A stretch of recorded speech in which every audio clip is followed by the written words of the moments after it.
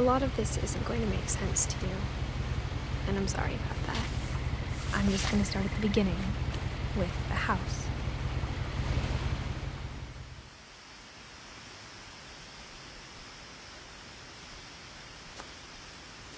Someone had put up a chain-link fence, but it looked like I wasn't the first person to hop it. My brother Milton disappeared when I was 4. It was like the house just swallowed him up.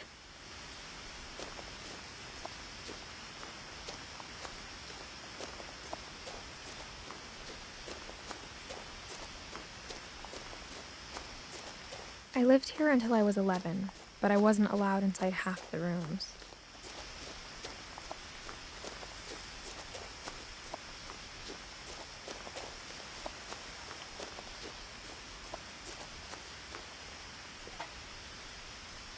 Inside the mailbox were bills from 7 years ago, marked urgent, open immediately.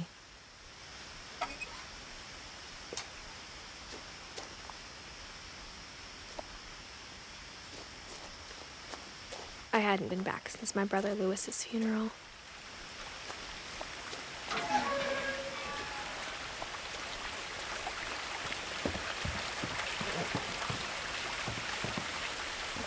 In her will, my mother left me a key, but didn't tell me what it unlocked.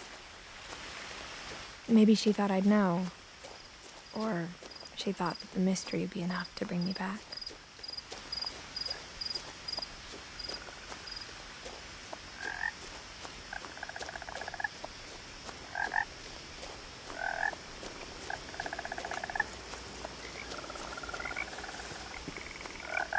The truth is, even after I inherited the house, I never thought I'd come back to it. But now I had questions about my family that only the house knew the answers to.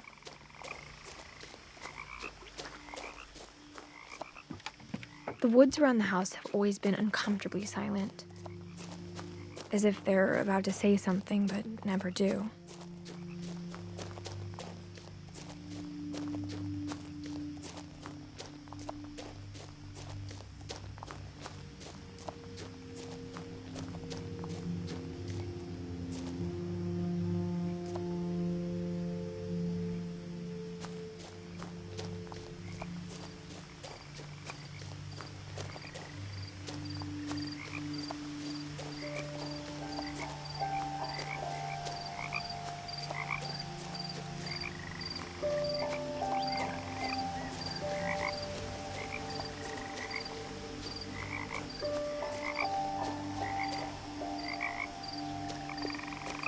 The house was exactly like I remembered it, the way I'd been dreaming about it.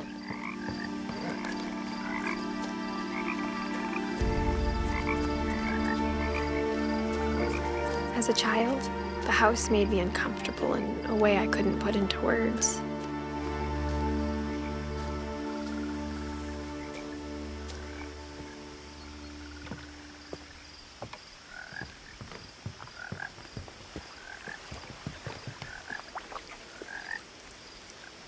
I asked Edie once about the dragon in the pond. She said it had killed her husband. I was 6. It seemed like an odd joke to me, even then.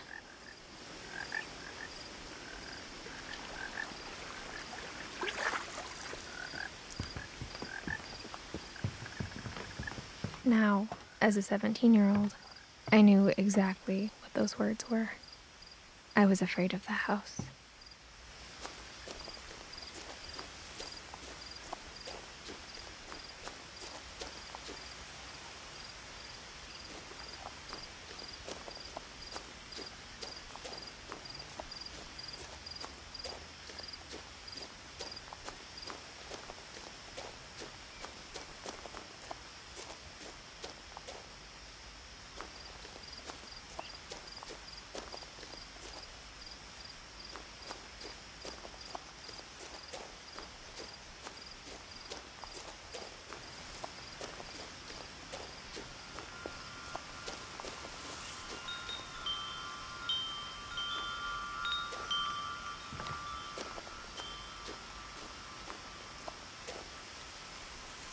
The house felt like it had always been here.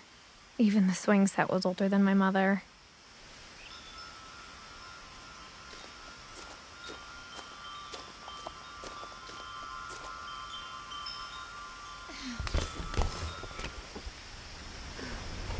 Crawling through the doggy door used to be a lot easier when I was 11.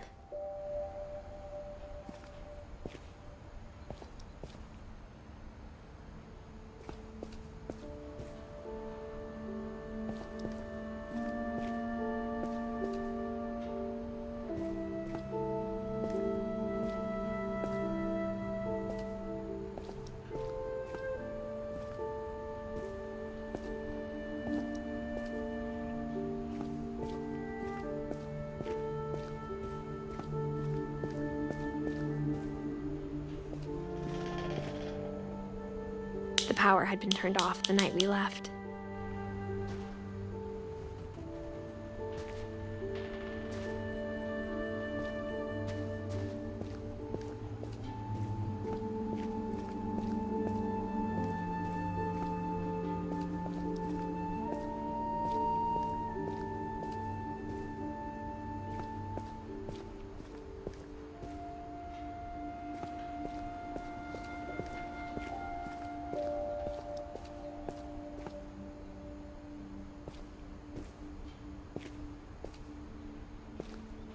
For the first time in years,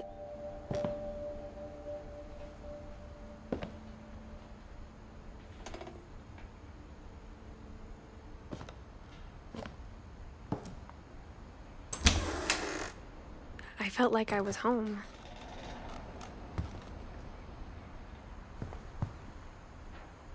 But instead of a family, there were just memories of one.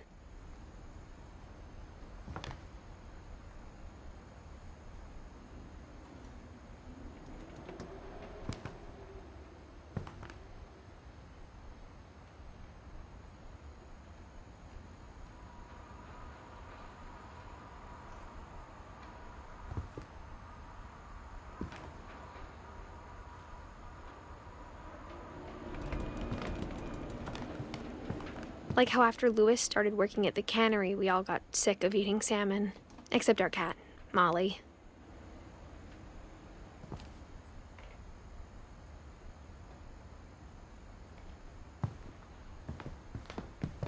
Or how only one restaurant would deliver to our house, so we had Chinese a lot.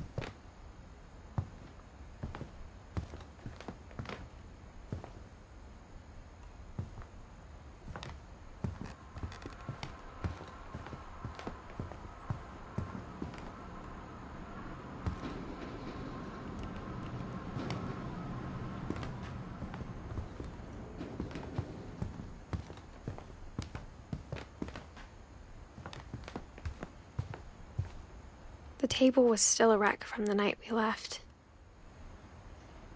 It was like a bomb had gone off, killing everyone but sparing the furniture.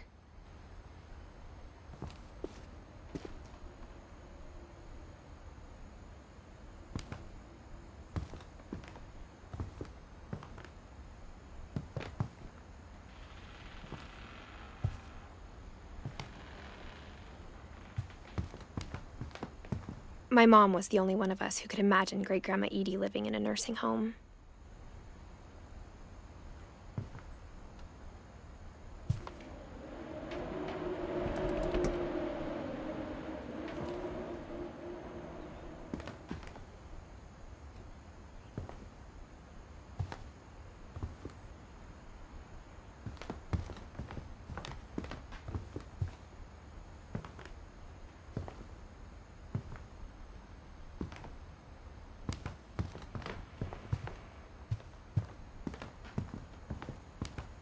Nothing in the house looked abnormal. There was just too much of it, like a smile with too many teeth.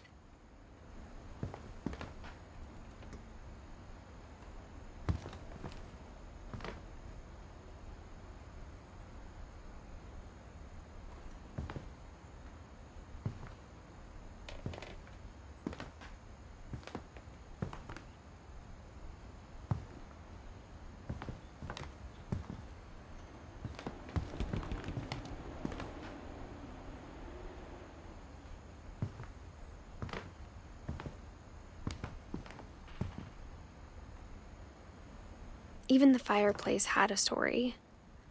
Edie told me the bricks came from the original house, after it sank.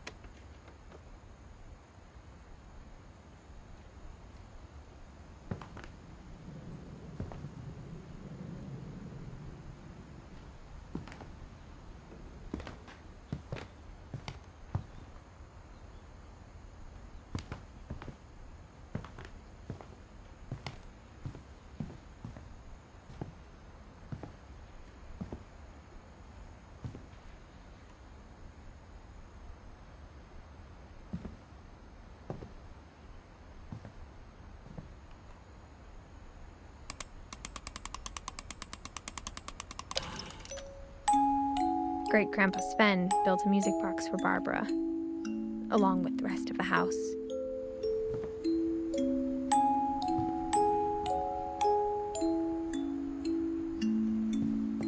Mom always told me to stay out of the basement, so I wasn't too surprised when the key didn't fit.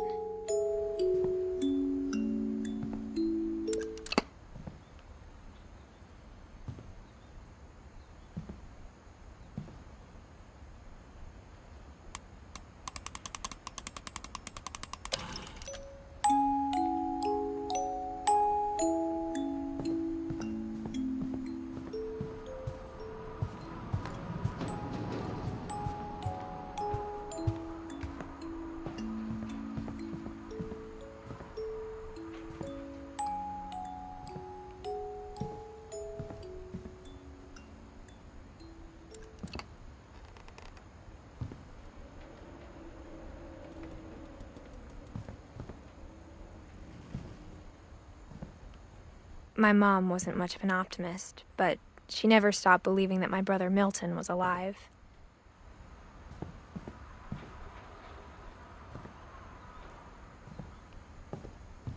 A lot of things got left behind in the whirlwind of that last night.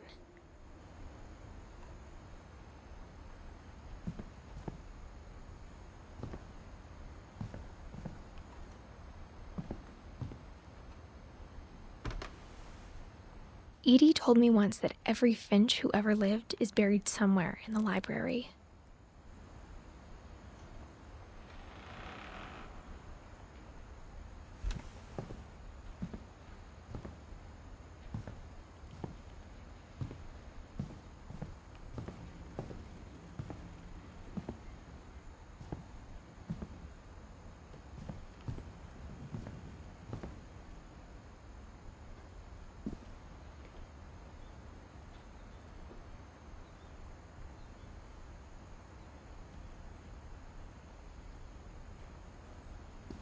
After Milton disappeared, Mom sealed up all the bedrooms.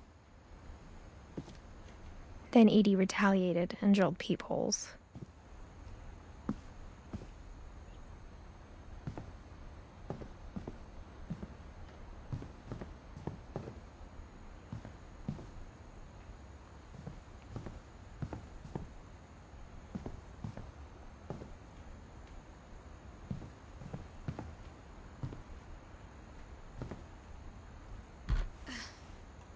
Molly always seemed like a girl I could imagine being friends with, if she hadn't died in 1947.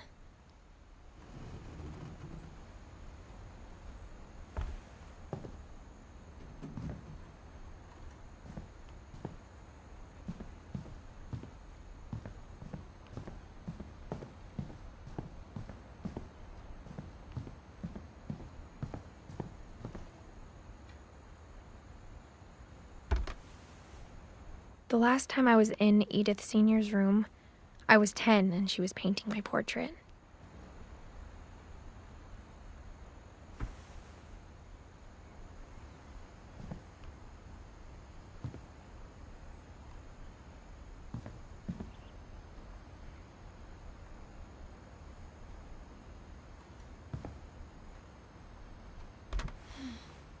As a kid, I just assumed every house had peepholes and sealed rooms you weren't allowed inside of.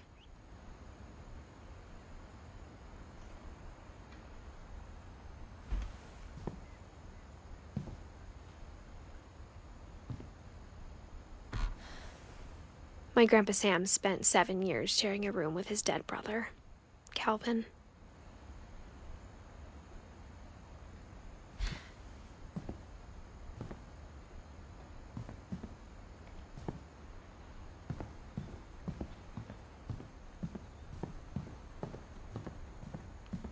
Whenever people ask me about my family, the first thing they always want to know about is Barbara.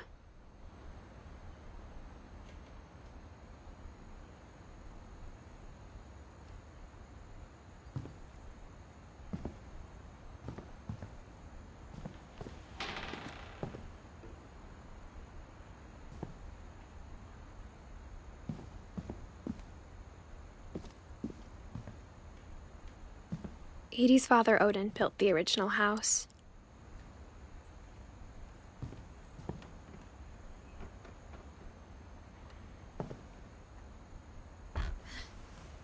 Barbara was a child star for 2 years, until America grew out of it.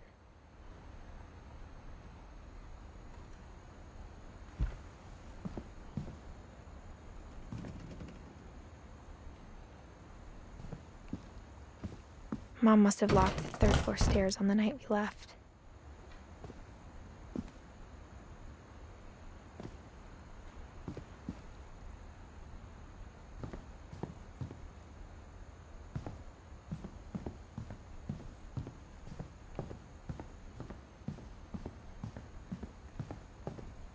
I spent a lot of time playing in Great Uncle Walter's room. I think my mom sometimes regretted not sealing it up.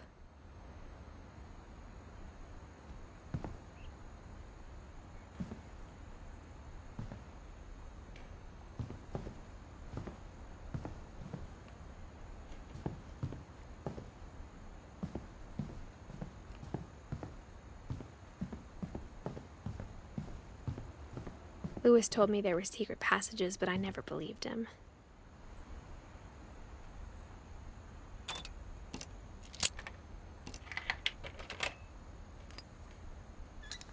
Turns out, my mom was really good at keeping secrets. Now it was time to find out what my mom had been afraid of.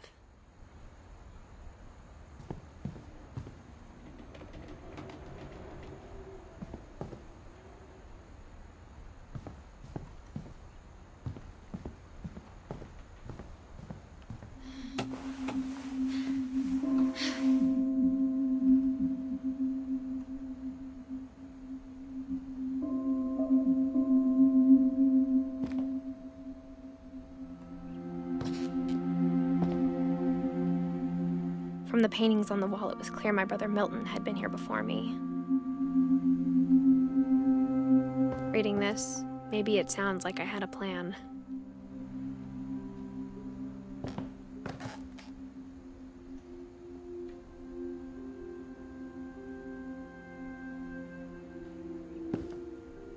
But I had no idea what was behind that door.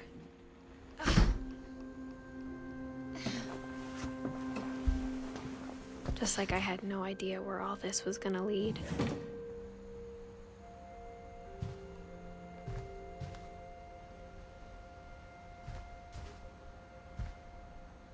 I grew up looking at Molly's room. Molly's gerbil had a tiny bedroom with its own even tinier gerbil cage.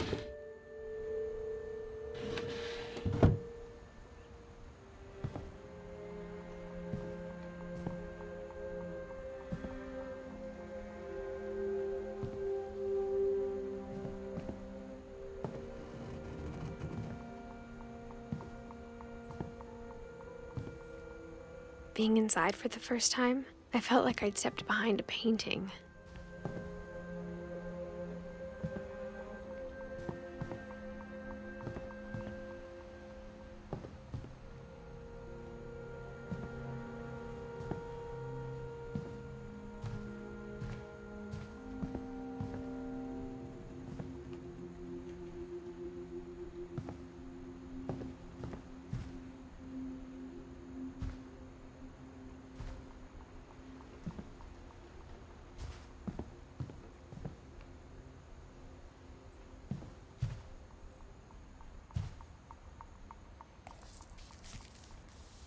December 13th, 1947. Dear Diary, I'll be gone soon, but I wanted to tell somebody about what's gonna happen. It started when Mom sent me to bed without dinner. I woke up and I was starving, so I looked around for something to eat. The gerbil food was dry, but I didn't mind it.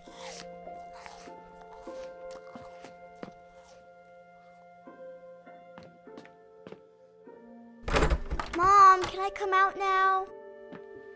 Sweetheart, it's late. Go to sleep.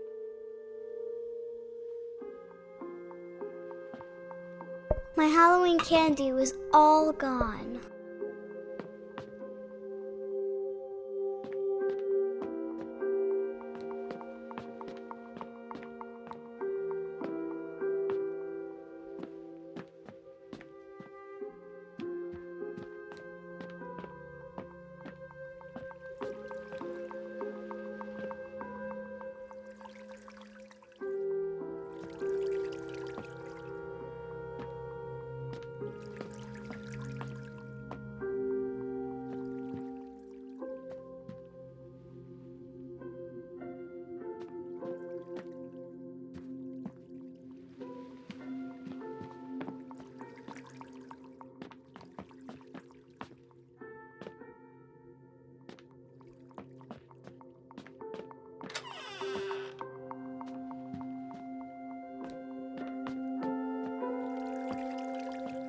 I thought about eating Christopher, but I held back.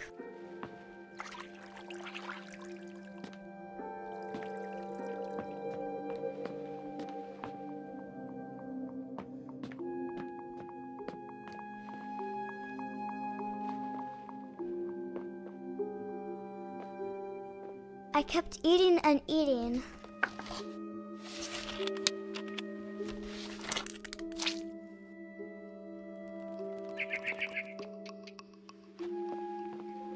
Then I heard chirping outside my window.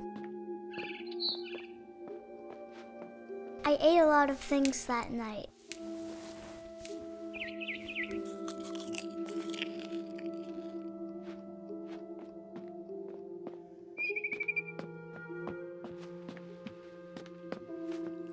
It was a barn swallow going back to her nest. I reached out for her.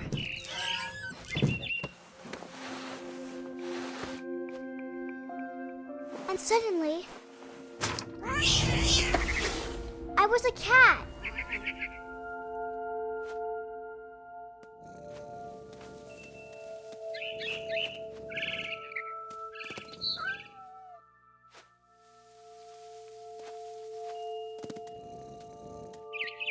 I tried to be quiet, but the bird was really scared.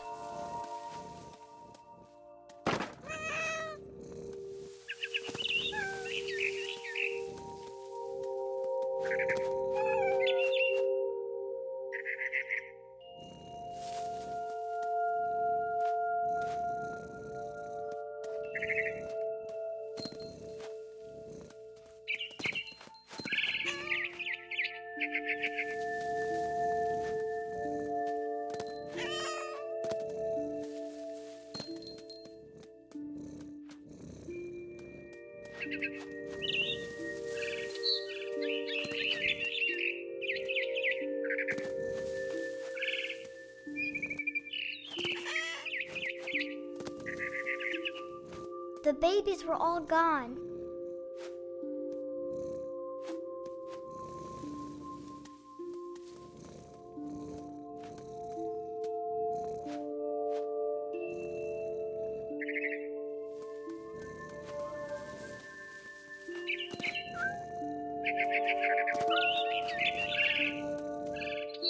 I jumped and I almost got her.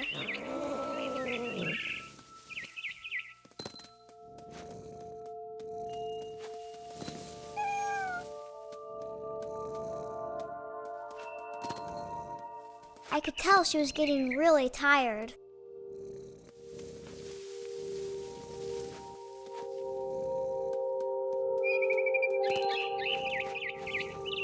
Now I was up in the big tree. I promised Dad I wouldn't climb it anymore. All I cared about was eating that mama bird.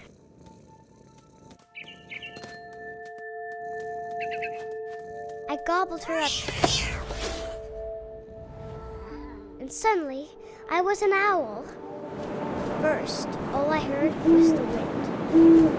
Then I heard little teeth nibbling in the grass.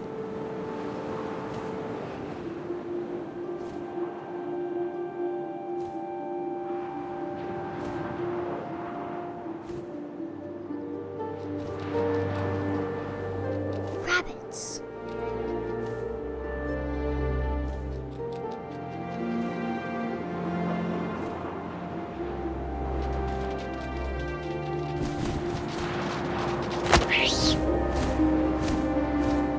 I imagined his face looking up and seeing mine through my talons. I swallowed him up, and I didn't chew one bit. Then I flew off to find something bigger.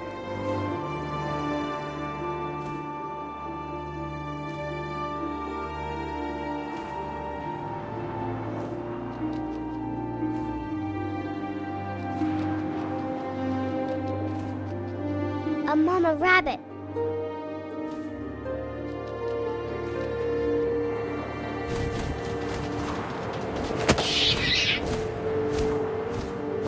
She was almost too big to carry. I started choking, but I couldn't stop eating. And suddenly, I was a shark.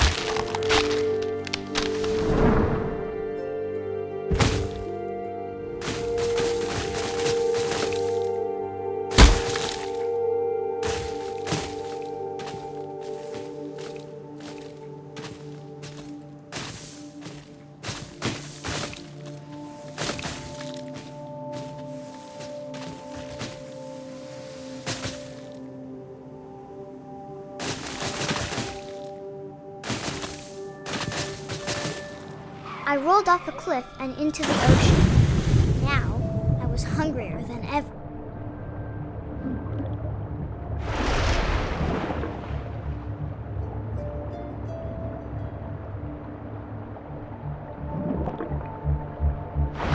I wanted fat, juicy seals.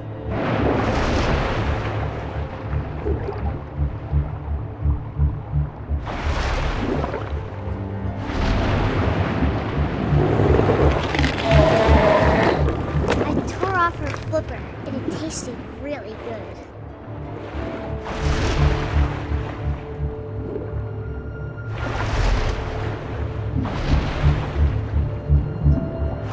Grabbed on tight. When I was so hungry, I jumped out of the water. When I opened my eyes, everything had changed.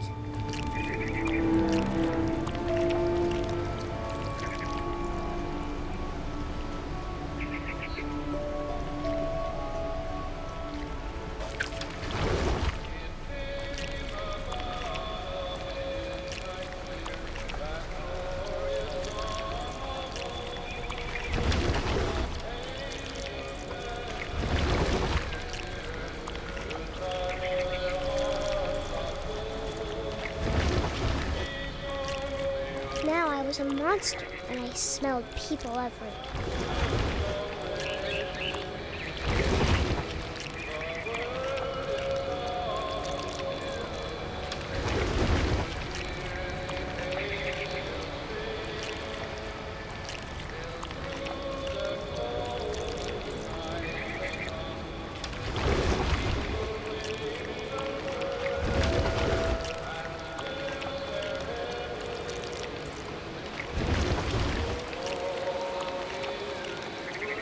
I was big, but I moved real quiet.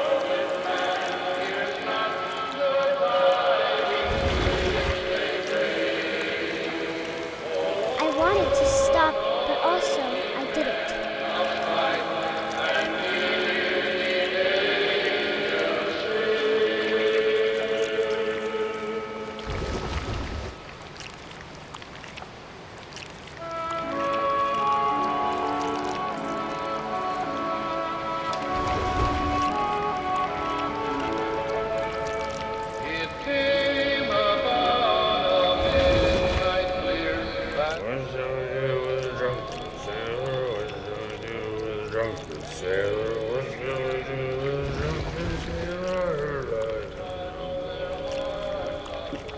His belly was rusty razor, his belly was rusty razor, his belly was rusty razor. What shall I do with a drunken sailor? What shall I do with a drunken sailor? What shall I do with a drunken sailor?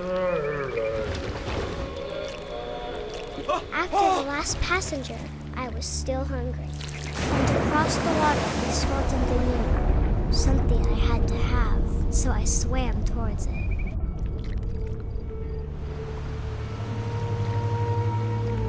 I slithered onto the sand, and the good smell went into an old pipe.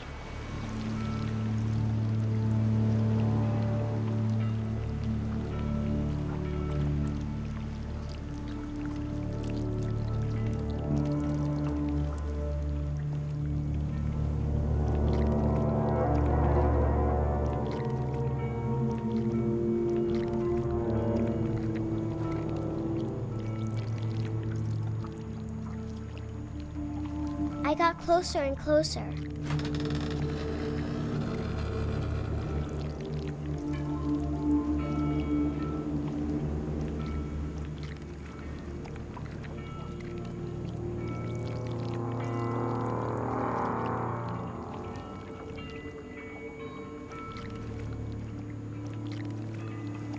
All of my stomach started growling.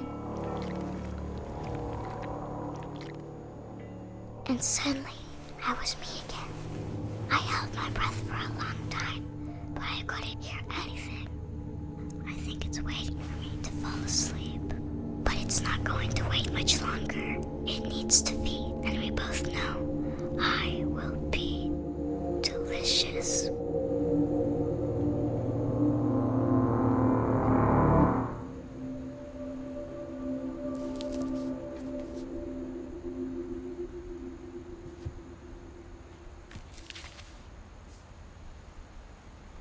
I'm not sure if I believed all of that, but I'm sure Edie would have.